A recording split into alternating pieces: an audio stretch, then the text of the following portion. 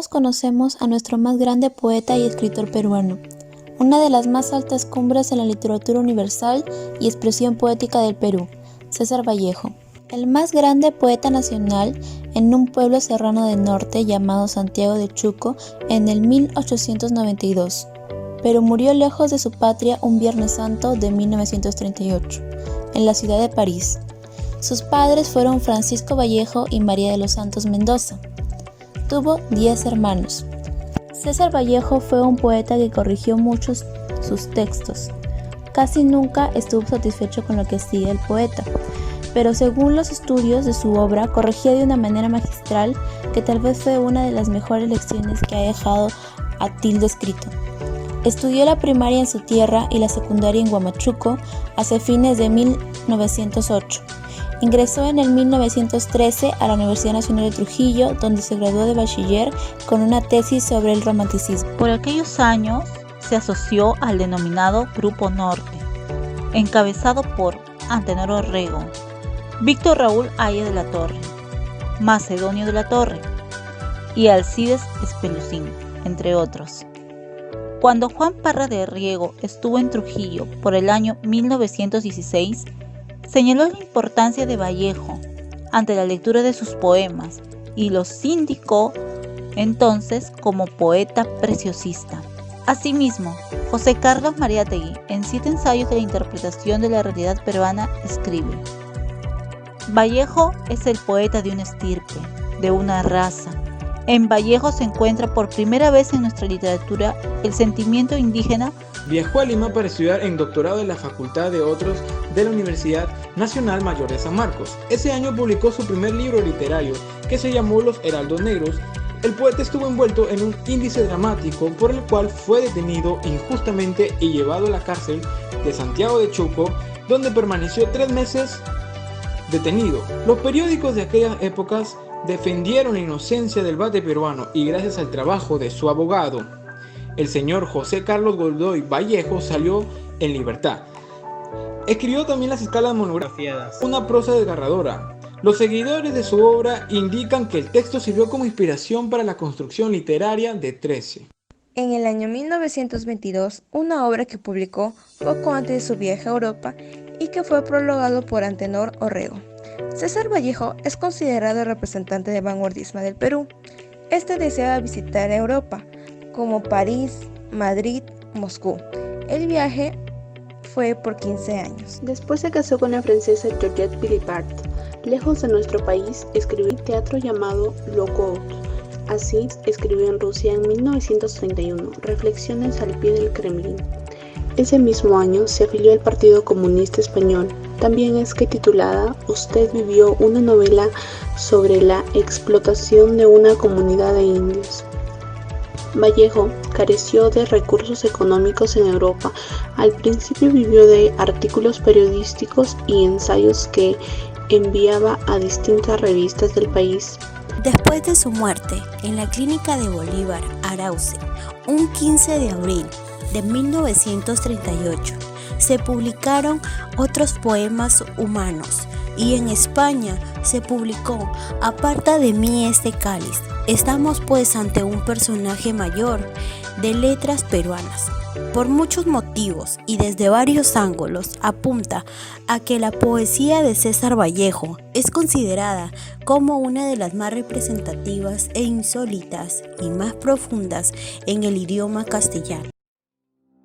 En un día radiante, en una aldea de los Andes, estaban los hermanos Colacho en su tienda Hacienda al hombre descuido de su persona y de lenguaje poco oculto cordel.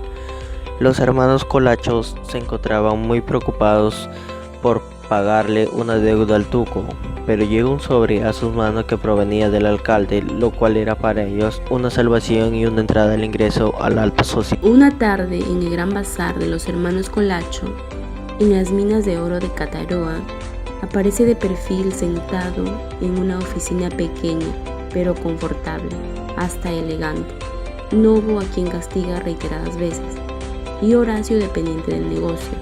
Luego entra a escena Mr. Tenner, quien exige peones para los socavones a causa de la huida y muerte de los Horas. Seguidamente ingresa el comisario, quien observa y goza de una estafa. El yanqui regresa para informarle a don Colacho de la situación en las minas y a proponerle un puesto en la policía a futuro para el beneficio de la Química Corporation. Pasados 11 años, la sala de los hermanos Colacho se observa una espléndida sala estanque que una criada llamada Taya. Por otro lado, Acidal está conversando con Zabalá, un hombre blanco, muy delgado, de 25 años, quien le da instrucciones de cómo comportarse. Luego de terminar de hablar con él, viene don Ropé, el padre de Taya, quien fue llamado por Acidal para que le leyera las hojas de coca. Ahí pasa un problema, ya que don Ropé le reclama por qué Taya está embarazada, pero Acidal lo trata de una manera tosca. Luego de eso se calmaron, ya que don Zabalá habló con Acidal. Al final llega de viaje Cordel, quien pide hablar a solas con su hermano para contarle lo Tenedí y le había dicho para que fuera propuesto ser presidente. 10 de la noche y el bazar está cerrado para la clientela Cordel y Mr. Tenedí toma un par de copas de whisky celebrando el viaje de don Colacho. En plena velada tocan la puerta e ingresan los empleados de Química Corporación. Estos últimos honran cada vez más al yanqui. Más tarde deciden jugarse a la rosada, siendo el ganador el gerente mandándola llamar para divertirse con ella a tal punto de embriagarla y abusar sexualmente. Ya en la mañana, Mr. Tenedí despide a Cordel indicándole las pautas a seguir al llegar a su punto de destino.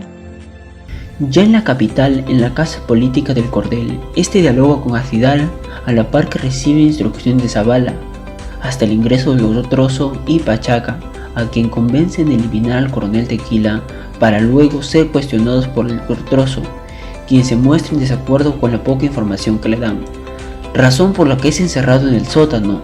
Luego de esto hacen ingreso al coronel Toroto y al capitán Collazos, quien informa su deseo de reunirse hacia la revolución. A su retiro parece disfrazado el coronel Tequila acompañado de un batallo. Se muestra con anhelo de estar al servicio de la causa revolucionaria. Luego de esto hacen ingreso a una pareja de sirvientes del presidente Palurdo para que confiesen el paradero de este. Seguidamente ingresa un grupo de altos y bajos rangos para definir los cargos políticos que ocupará cuando llegue al poder. A causa de esto se genera una discusión entre el coronel Bando y el doctor Segarra para el cargo del doctor Sur. El labor en minas es muy duro de desempeñar por todo el personal que lo lleva a cabo, pero no es grato que estas empresas mineras sigan creciendo cada año más y más y que las poblaciones cercanas tengan terrible efecto tanto en sus cosechas como en sus lagos y ríos cercanos.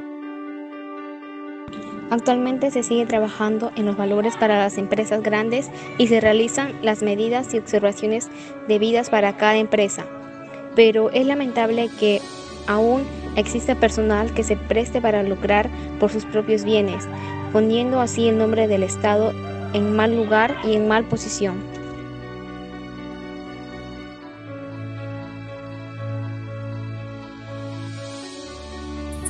¿Cuál es su nombre? Mi nombre es Osbeida Flores Inga. Osbeida, ¿qué opinas sobre los trabajos en minas? Bueno, los trabajos en minas no estoy de acuerdo con eso. ¿Por qué? Porque mucha gente, por ejemplo, a través de eso ha perdido sus tierras de cultivo, ¿no? Claro que algunos han ganado porque han comprado, por ejemplo, hace 12 años atrás en Tambo Grande, la gente vendió todos sus terrenos, bonito, ¿no?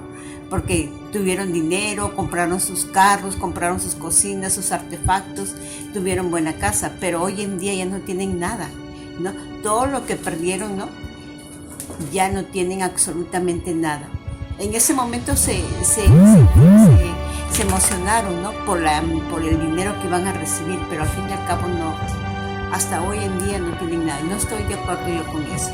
No es como la gente vive de sus cultivos y año tras año ellos hacen sus préstamos y de acuerdo a eso viven ellos y viven sus hijos mejor que ahora. Ok. ¿Estás de acuerdo con las empresas que lucran en contra de la nación, o sea, que le roban al Estado? No. ¿Qué opinas? No, son muchas empresas que realmente roban al Estado. Porque por no pagar a la SUNAT, ¿no? Como debe ser, ¿no? Y nosotros hasta hoy en día, nosotros que somos trabajadores del Estado, imagínense, estamos pagando por ascenso de nivel, anualmente estamos pagando, nos están descontando, ¿no?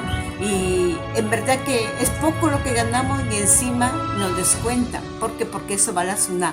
Y también surge también con otras empresas, no solamente con el Ministerio de Educación. Son millones y millones de gente que viven el Estado a costilla de nosotros mismos. No estoy de acuerdo con eso. Muchas gracias. Percy, ¿qué opinas sobre los trabajos en minas? Bueno, los trabajos en mina, aunque los trabajadores son muy bien remunerados, corren mucho riesgo ya que están muy expuestos a accidentes y están muy expuestos también a muchos químicos. ¿Qué opinas también sobre las empresas que lucran en contra de la nación? O sea, le roban al Estado y le roban al pueblo. Bueno, en eso estoy en contra, ya que ingresan al país o al pueblo de forma ilegal. Y además destruyen el ecosistema y la forma como ve el extranjero al pueblo. Entonces no está bien correcto y ni bien visto en lo que es externamente ni internamente, ¿no? No, ya que sabemos que el país también tiene ingresos de forma turística. Ok, gracias. ¿Pero alguna vez han pensado qué piensa César Vallejo acerca de los trabajadores de minas peruanos? Su solidaridad, característica de ser humano político, da igual forma a su obra Lockout, que expone la lucha de los igualdistas por unas condiciones laborales más dignas. Para el Bate, el humanismo socialista expresa el auténtico dolor por el que el hombre eleva su protesta contra las condiciones inhumanas y se ve en el trabajador al constructor de una sociedad renovada. El humanismo vallejiano apuesta por la liberación y la humanización del individuo y por eso lucha para liberar a la sociedad de las estructuras económicas jurídicas. Es una obra marxista el autor que tomó como asunto una farsa de la democracia en el Perú y el servilismo de sus representantes ante los poderes transnacionales, tanto en la economía, en la política nacional. En su última y más lograda versión del autor acierta con esta obra, porque aunque exagera tantos personajes como situación, la fricción se mueve dentro del juego de lo falso y de la realidad exigente de lo que alcanza una realidad dramática. Si bien en todas las obras teatrales de César Vallejo existe el intento de criticar un determinado problema o conflicto de tipo social, solo en Colacho Hermanos se alcanza el objetivo que no lograron en el plano serio de las obras dramáticas de idéntico propósito. Loco y entre las dos orillas corre el río.